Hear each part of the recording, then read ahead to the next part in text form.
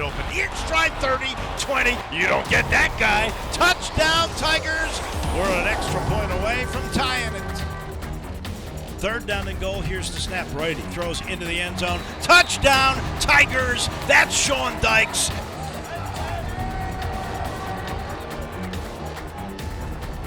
Steps up in the pocket, avoids guys. He could run. He's going to throw into the back of the end zone. Touchdown, Tigers, Sean Dykes. And the Tigers move to within one.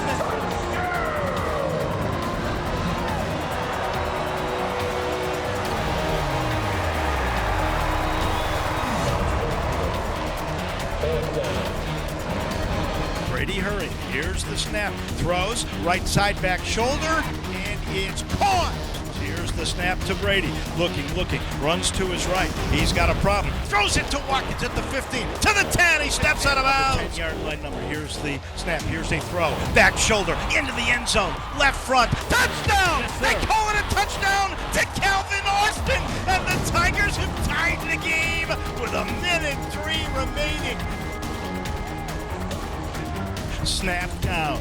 Leg through. Pretty good, Ed. Ball through, and the Tigers have the lead 34-33 with 1:03 to go.